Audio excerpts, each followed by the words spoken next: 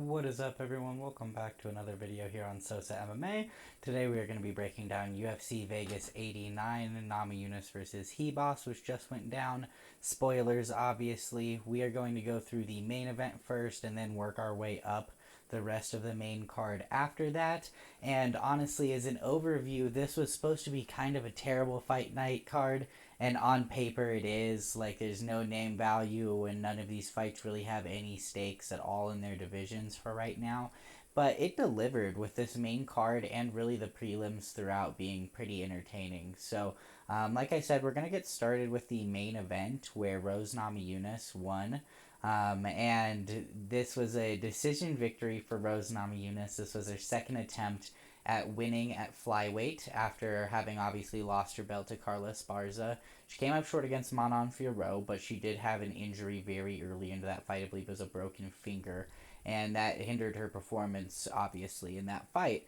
In this fight, it was very competitive all throughout. I felt in round one, the striking was really competitive but leaned towards Rose, which meant that when late in the round, you saw Ribas go for one of those terrible head and arm throws that people in women's MMA go for all the time for some reason, where you get your back taken like 80% of the time and then fail it the other 10% of the time, and like 10% you're successful and end up in a successful position from it.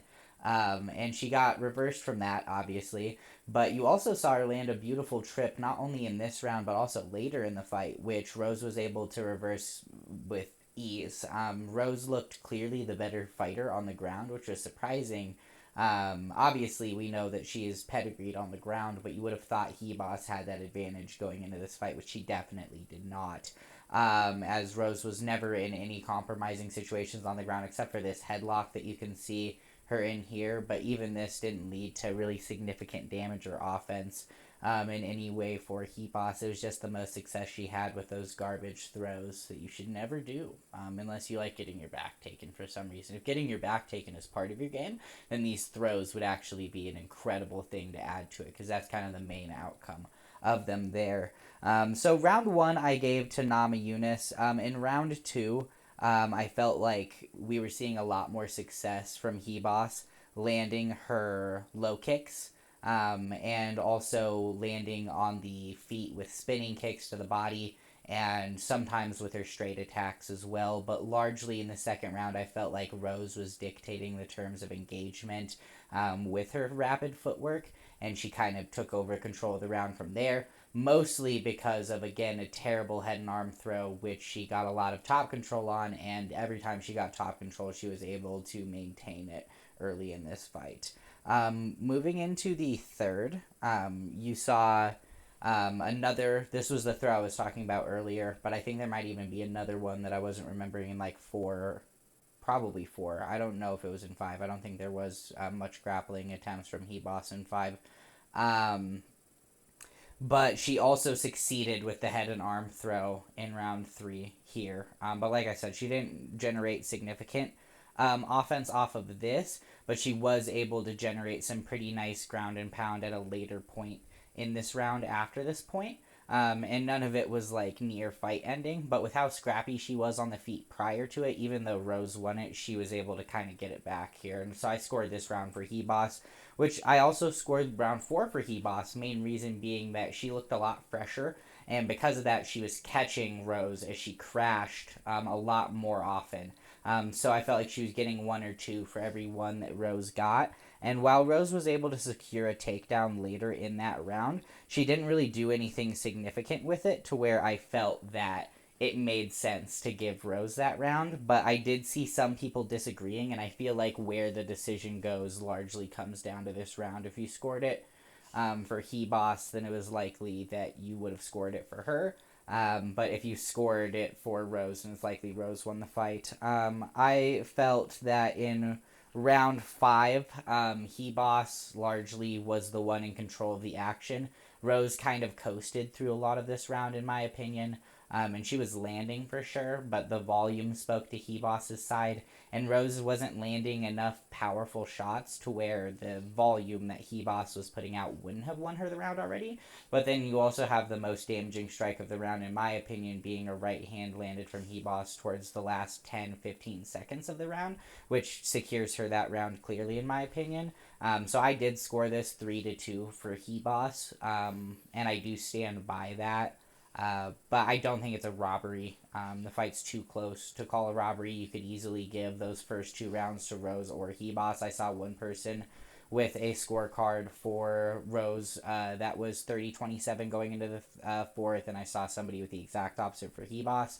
I don't know that you can have that much variance. I don't think that there's a super solid argument for Ribas in round 1, and I think that the round 2 argument is shaky.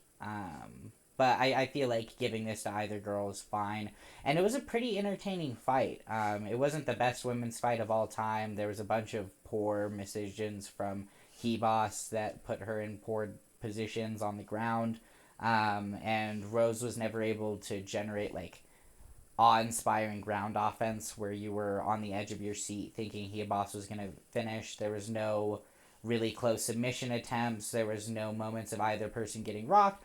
But it was a competitive fight where you saw both women have to adjust their offense throughout the rounds. You didn't see either women clearly gas out or give up at any point. You saw some entertaining scrambles on the ground. You saw some great takedowns from Ribas and incredible reversals from Rose. So all in all, I thought that this was a pretty entertaining fight. But moving up the main card, we can start with Fernando Padilla beating the absolute shit out of Luis Pojea. However you pronounce his last name, Pajeo. He beat the shit out of this dude. He was lighting him up on the feet. He knocked him down with his hands and then followed him down to the ground, started landing some ground and pound. But as they got to the feet, the guy wasn't able to finish him down there, but he latched up this disgusting standing darce, and he didn't even bother getting it down to the ground. He just pushed him into the cage and finished the choke there standing. Fernando Padilla looked scary in this fight. He would have beaten up a lot of other guys in that octagon, and I'm really excited to see him in there again. I was really impressed with his performance on this. And as for Luis Pujeo, I think that Burger King is hiring. So that might be a good option as well. Then you had Billy Quarantillo being submitted in round 2 by Yousef Salal. I thought this was an incredible performance by Salal. He was catching Billy Quarantillo on the feet. He looked to have the better of Billy Quarantillo on the grappling. Really, he put on a showcase here. And as one of the people who gave Ilia Topuria a pretty tough fight, obviously that was Topuria's debut. It will be interesting to see him back in the UFC. To what extent did Edson Barboza steal Billy Quarantillo's soul? Only time will tell. But this was a sad performance to see from Billy Q. I'd love to see him bounce back and get a victory, but did not look great in there, looked apprehensive. And I think a lot of that came down to what Zalal was doing and making him think about throughout this fight. But he didn't look like the fighter who was bringing it to Edson up until that knockout. So I would like to see him bounce back for sure. And I'd also like to see him shave the goatee, to be honest with you, because I don't think it's helping either. But that's just me. Let me know what you think down in the comments, if you think the goatee is helping or hurting. Curious to know your thoughts on that for sure. Then you had my favorite fight of the night. I feel like it's really weird because a lot of the MMA community is really against Dracus, or rather, they were. Some of them still are, but and then they're kind of just like doing tricks on it for Cameron Simon, just like Cirque du Soleil type shit on it for Cameron Simon. And I'm not a hater on Cameron Simon for his skills. I think he's talented. I think he has a lot of potential as a fighter. I hate on Cameron Simon because of his attitude and his lack of humility. I think my second performance I ever saw from Cameron Simon, it was either the first or the second, was him fouling the shit out of Mana Martinez over and over again. He landed an eye poke and at least 2 low kicks. It might have even been 3. You saw him go for one in this fight, but to no avail as Payton Talbat beat the absolute shit out of him. He landed a knee not uncomparable to the ones that Jack Della Maddalena or Suga landed on UFC 299 that looked to hurt the shit out of Cameron Saaiman. It was impressive he stayed up there. Honestly, Cameron Saaiman got what he had coming to him. After he had that horrible performance fouling the shit out of Mana Martinez, he didn't take any accountability and tried to push the blame on Mana for that happening. And sure, I'm salty because I got my pick wrong and picked against him there, but I'm more salty with how just ungracefully he handled the aftermath of a fight where you landed like 3 to 4 fouls. Like, you got to take a step back and be like, yeah, I know I land a lot of low kicks. I got to work on that. I'm disappointed by that in the performance, but I'm still happy I got the win. But instead, he's out there parading like he just beat John Jones and talking a bunch of shit about the other guy when he kicked him in the balls a bunch of times and took the wind out of his sails for that performance entirely.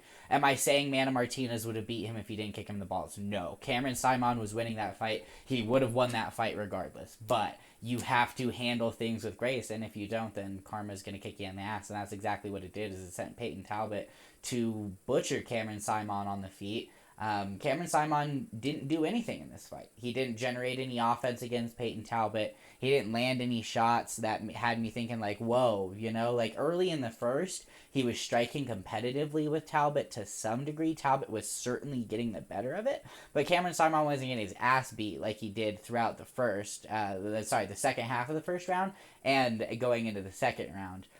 But he gets dropped in the first round. And Talbot's not able to get the finish, but he got his ass beat. I'm of the opinion that we score too many rounds 10-9 for how the criteria lays it out to be, and that there are rounds that even though a guy landed offense, like in this one, we would typically say, hey, well, he still landed strikes on him that were decent strikes. That's a 10-9. I'm scoring that round 10-8. Homie got dropped, got his ass beat, and was running away from Payton Talbat for the entire second half of this round.